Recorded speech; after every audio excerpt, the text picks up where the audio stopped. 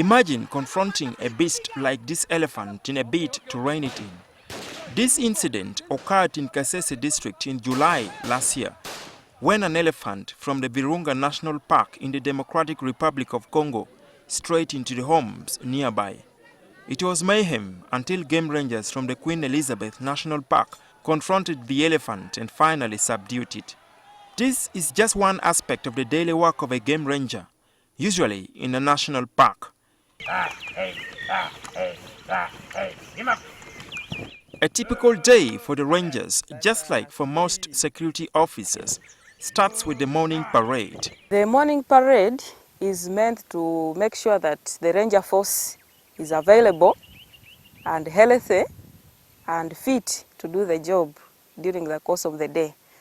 Petronila Biira is a game ranger at Queen Elizabeth National Park and gives an insight into the necessities for a field patrol. I just carry simple food to depend on for the day, like biscuits, chapati and water. Then I get moving.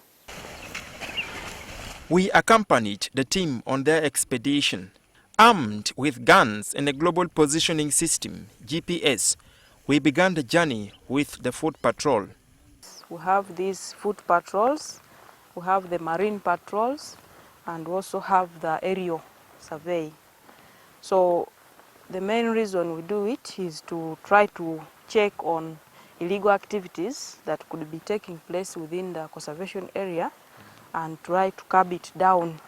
Simple as it may look, the work of game rangers sometimes becomes hard, especially when you're dealing with animals and poachers whom you may not easily detect.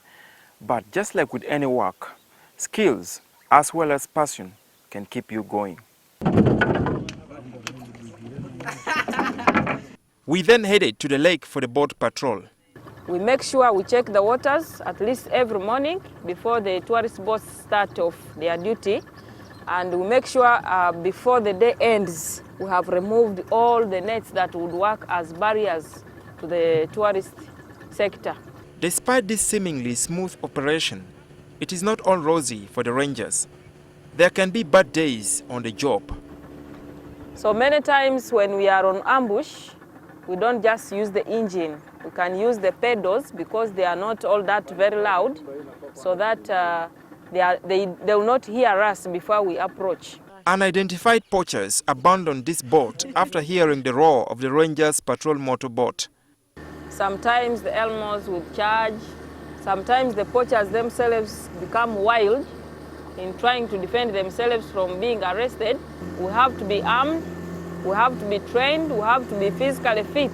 This is part of the Kazinga Channel that connects Lake Edward and Lake George. It is protected as a fish breeding area and a zone for tourist boats. Authorities say the lake patrols have reduced poaching from about 90% in the 1990s to about 30% currently. We arrest people and impound their boats along with the fish nets. And when such people are arrested, they are prosecuted. It may be risky, but Biira, who has been a game ranger for over 6 years, is not contemplating switching to another job anytime soon. I love conservation and more especially tourism. So I always want to be there with new people every day. They are rarely in the limelight, but game rangers play a key role in tourism, which brings into the national treasury about 5.5 trillion shillings a year, one of the leading foreign exchange earners for the country. Moses Akena, NTV Nature Files.